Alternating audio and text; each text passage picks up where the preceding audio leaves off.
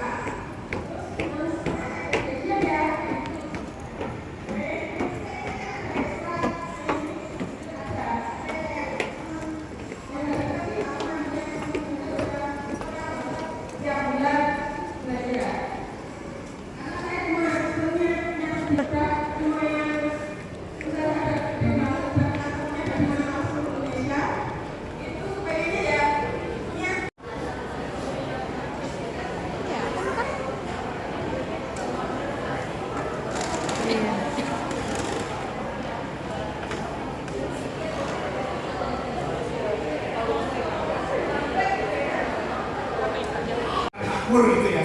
Pasti kan ada orang mikir, oh saya nih mereknya Makmur, saya taruh di depan keripik Makmur gitu ya.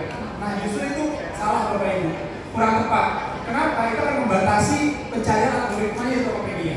Sehingga yang mesti bisa dijual di depan adalah keripiknya keripik apa? Keripik singkong misalnya. Keripik singkong itu misalnya rasanya apa? Misalnya keju, keripik singkong keju gitu, lalu setelah itu ukurannya misalnya berapa? 500 gram. Keripik singkong keju 500 gram, baru dalamnya itu Makmur. Jadi karena kalau itu taruh merek di depan, orang nggak ada yang tahu brandnya kan nanti banyak brand gitu kan.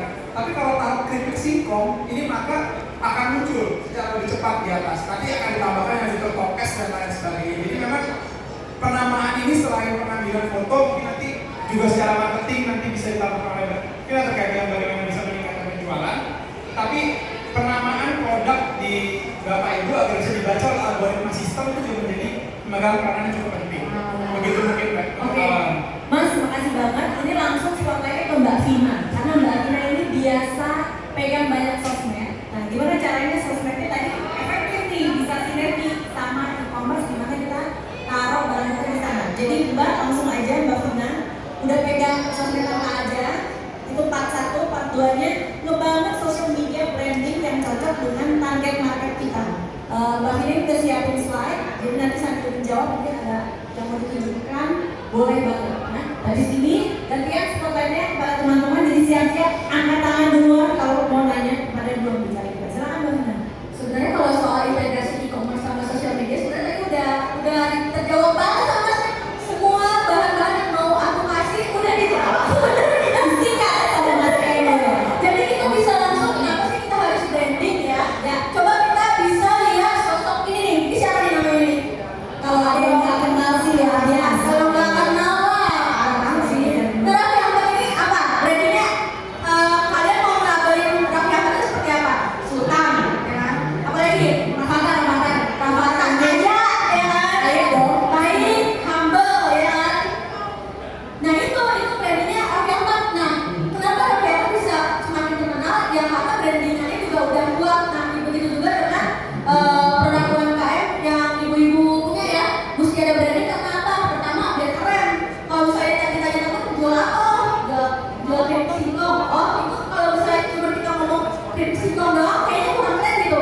Coba dikasih tambahan kayak jual keripik singkong nih namanya mantu ini ya, atau mantap mania mbak, atau keripik singkong mania mantap. Pokoknya keren banget deh gitu ya. Kalau udah ada brandingnya, kalau menurut aku ya, kalau di mata aku, pokoknya kalau jualan udah ada brandingnya yang jelas, itu pasti akan menambah nilai kerennya gitu, dan ada keunikannya gitu, dan bisa jadi pembeda dengan kompetitor lainnya gitu. Terus jadi tentu saja jadi ada value-nya tersendiri gitu kan. Meskipun kita cuma jual kerudung misalnya, tapi dengan adanya kita branding sedemikian rupa, jadinya terlihat ada value, terlihat lebih kayak ada brandednya gitu loh. Jadi setiap customer yang beli tuh kayak rasa lebih bangga aja gitu kan, karena ada brandnya nih gitu kan. Jadi kalau ditanya teman, wah bagus nih bajunya di mana? Dia nih baju lokal, brandnya ini. Nah itu kan jadi terlihat lebih bernilai gitu kan.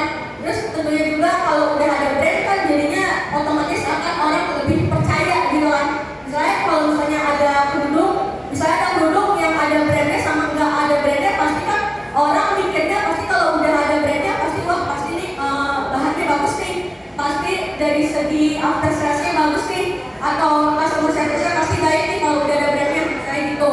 Sama menciptakan loyalitas kalau misalnya brandnya udah oke gitu kan, jadi kan orang kayak udah rasa wah ini keren nih, udah ada brandnya, bahannya juga bagus gitu kan, jadi mereka akan beli lagi gitu.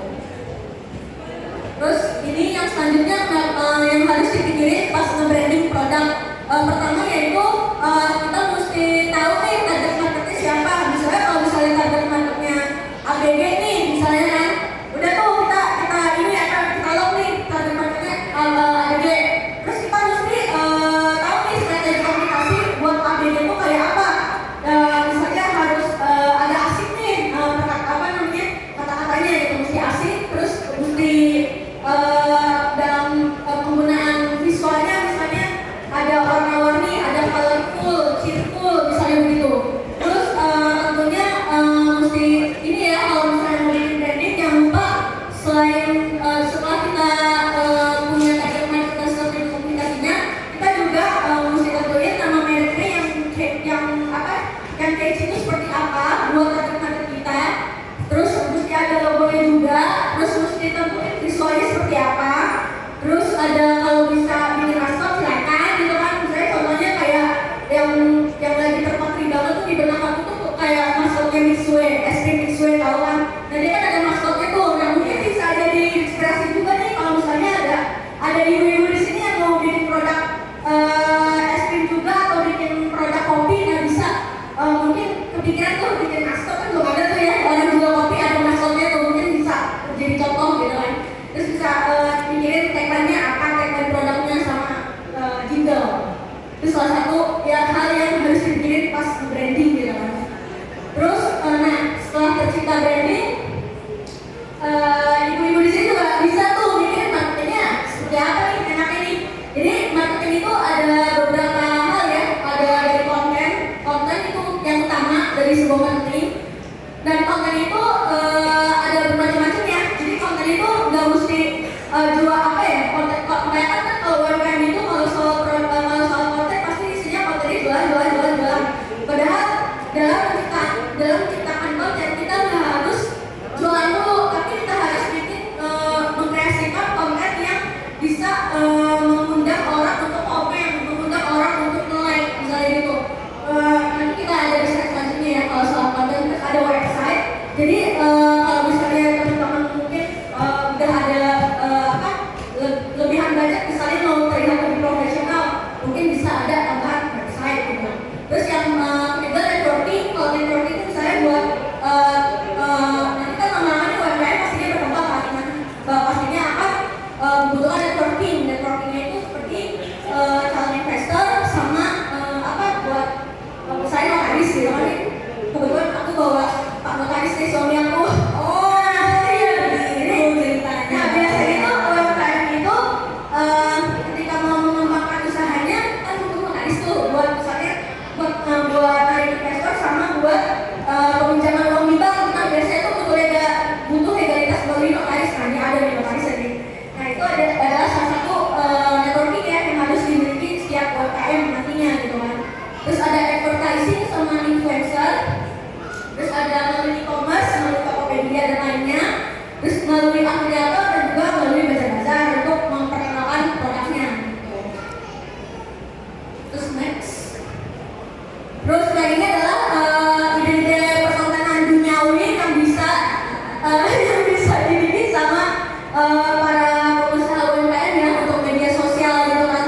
Jadi pertama tentunya tentang produk, pengetahuan produk tuh ada banyak ya.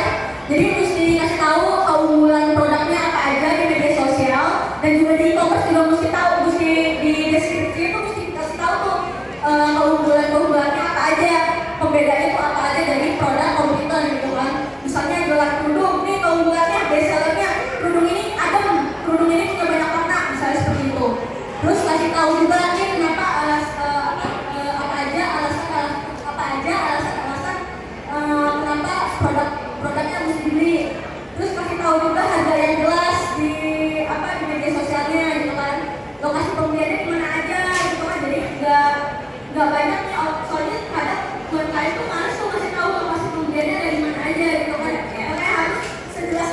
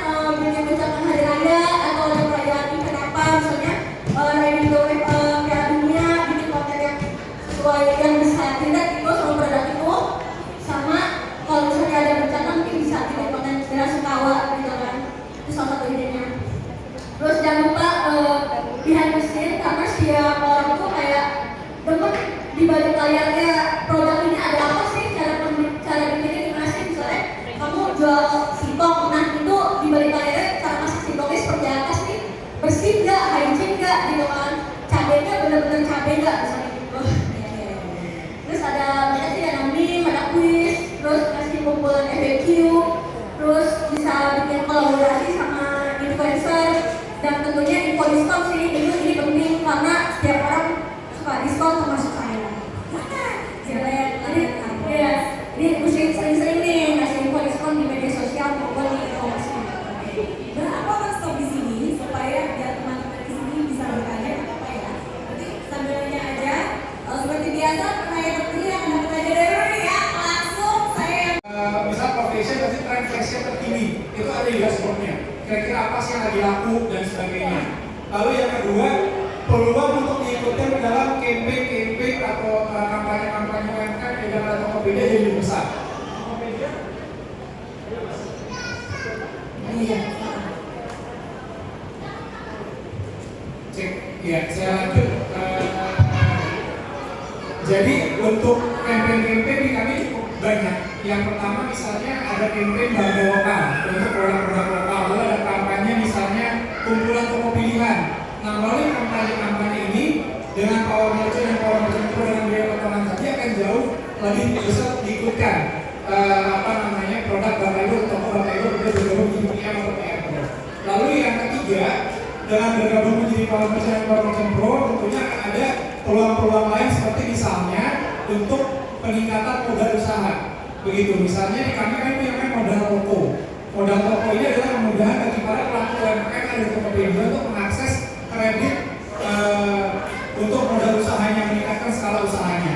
Lalu yang kedua, kami juga memiliki Toko Score. Ini adalah inovatif credit scoring. Jadi mungkin kalau kita bicara 5 tahun lalu, tidak terbayangkan bahwa UMKM mau mengajukan permodalan ke bank misalnya, maka syaratnya akan sangat panjang, butuh jaminannya misalnya. Nah di Tokopedia ada yang Toko Score ini misalnya, maka untuk mengajukan pinjaman modal ke mitra perbankannya akan jauh lebih mudah, karena yang dijadikan jaminan adalah penjualan Bapak Ibu sekalian di Tokopedia. Jadi misalnya Bapak Ibu penjualannya dari TM itu sangat bagus dan menarik, maka itu bisa dijadikan sebagai bahan untuk mengajukan permodalan melalui Toko Score kepada perbankan mitra strategis kami. Jadi itu adalah perbedaannya di bentuk itu. Kalau saya bicara kenapa Tokopedia masih ditulis gratis sih? Kenapa nggak semuanya langsung Power Merchant? Ada memang di kami punya semangat bahwa kita harus mulai aja dulu gitu. Kalau kita dari awal sudah kasih teman-teman UMKM, oh kamu masuk Tokopedia, kamu harus langsung kena biaya 1%, 1,5%. Ini yang kita bantu ini adalah teman-teman yang memang satu usahanya memang awalnya offline yang mengembangkan menjadi online. Nah maka kami ingin mereka merasakan dulu dampak dan manfaatnya. Merasakan ini kan tentunya harus bisa dengan skema yang paling mudah. Tidak ada barrier of entry yang tinggi. Makanya masuk ke Tokopedia buat toko cuma 5 menit jadi maksimal. Nah maksimal 10 menit kalau memang biasanya ibu atau ada yang sudah mohon maaf lanjut usia tidak biasa memegang HP ya gitu, itu akan justru. Tapi kalau biasa memegang HP sudah bisa berjualan online di sana kan 5 menit jadi tokonya. Kalau buka toko langsung bisa jualan tanpa ada potongan. Begitu nanti sudah usahanya besar dan usaha manfaatnya baru naik jadi PM Pro itu pun adalah pilihan, tidak dipaksa oleh Tokopedia. Bapak Ibu mau tetap di Power Merchant, silakan. Bapak Ibu yang mau studi, naik ke PM Pro. Nah itu tentunya perbedaannya ini dari sisi kuliah yang berbayar dan tidak berbayar. Tentunya dengan adanya biaya potongan tadi akan bisa mendapatkan kata-kata membeli dengan lebih luas lagi. Semoga menjawab Bu Ibu. Oke, boleh ini lengkap sekali, boleh tepuk tangannya buat Mas Edi. Secara umum biasanya jam 12, jam 5 sore sama jam 7 sampai jam 8 malam. 12, 5 sore, 7, 8 malam. Baik, kita boleh kasih tepuk tangan buat Mas Edi dan Ina. Ini dengan berat hati saya harus sudah. Ya Bunda. Bunda berangkat jam berapa dari daerah mana? Oh, saya pas dulu, saya Orange Garden juga Bu.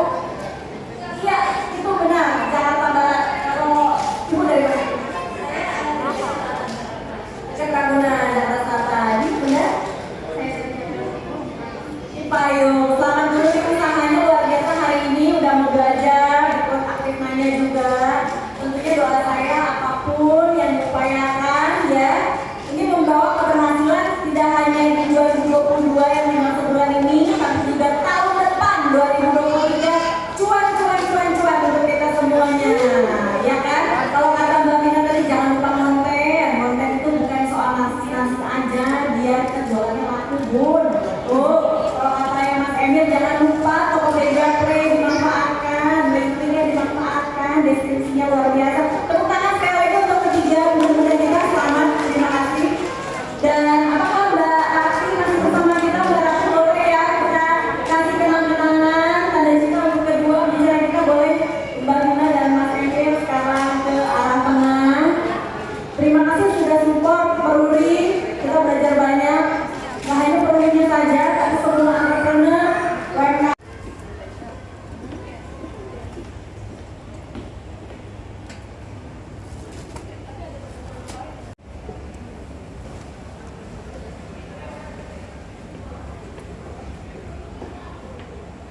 guys.